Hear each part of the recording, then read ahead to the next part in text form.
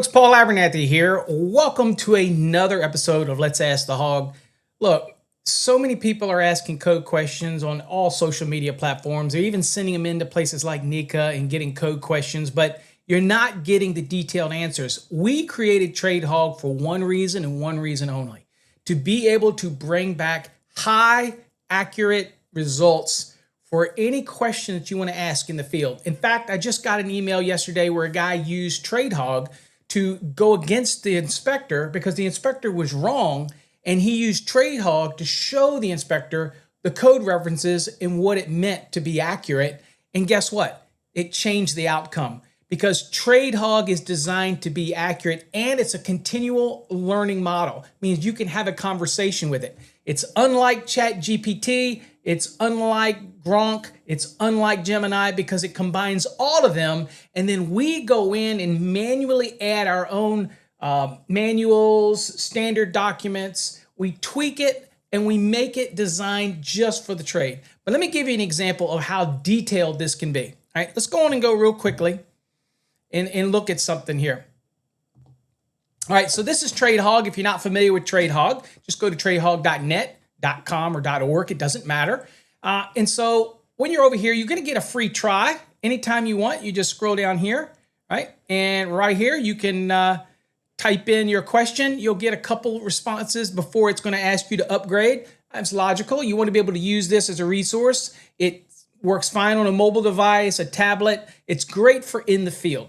But let's go on and ask it a question. Now, real quickly, I want to show you here. So this is the Nika question of the day. Okay, so this was the question, and here's the answer that was given.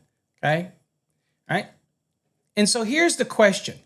I have a newly finished 3-bedroom, 2-bath house, 200 amp service. I have a small garage that I'm trying to bring power to.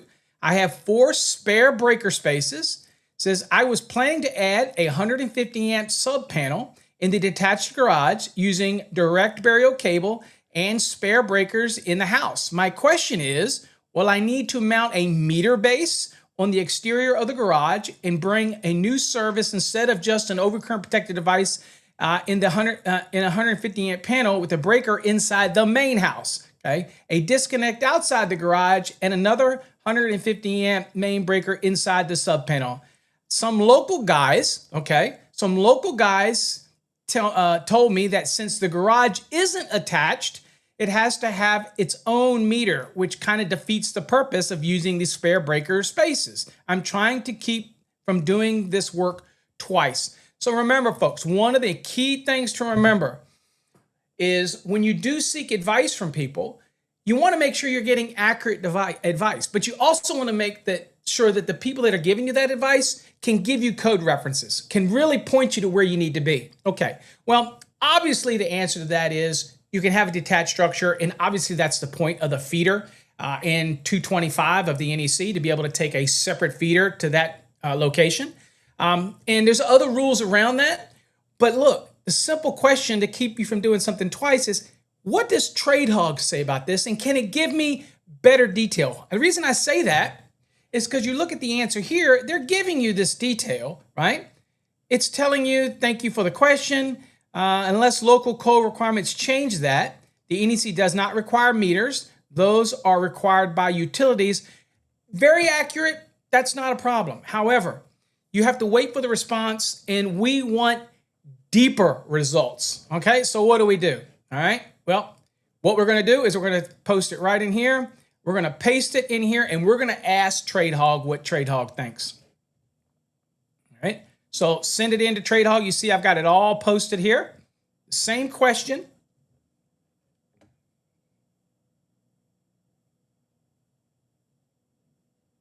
It's thinking. Remember, we're using a new model, and the new model is supposed to bring back very specific and detailed and compact answers.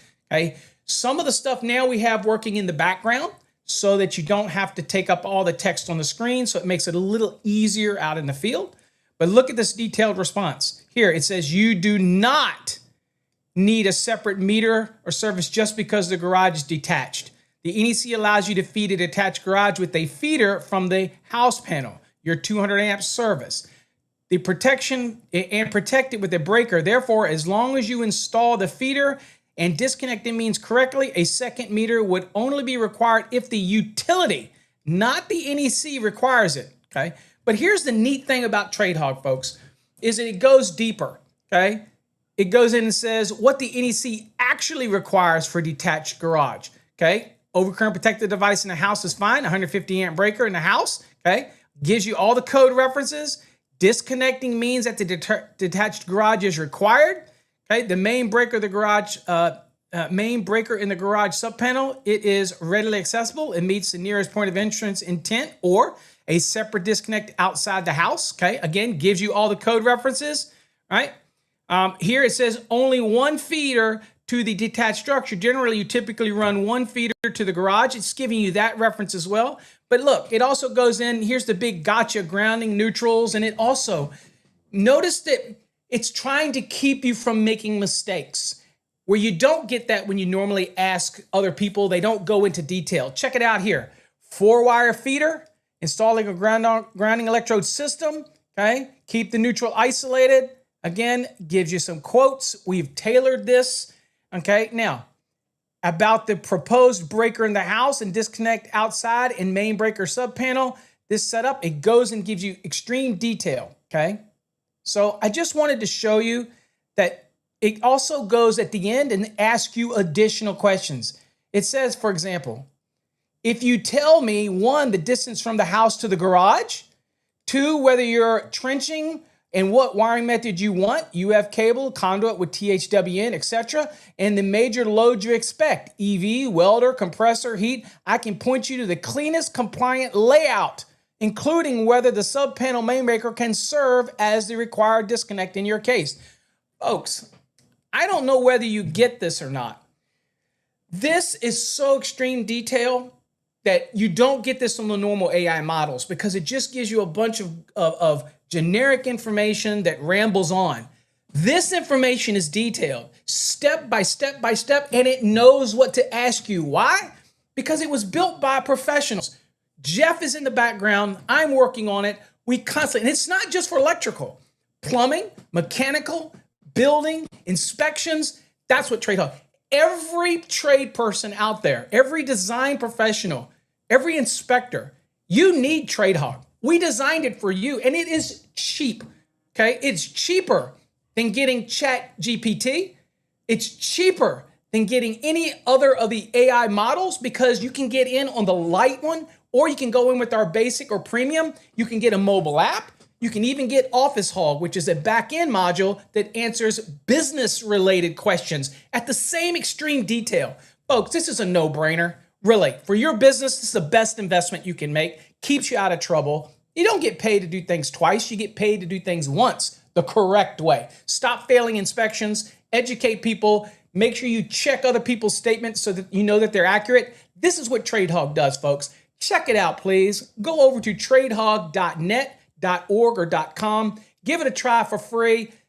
I'm sure you're going to find a need for this in your business. Take care.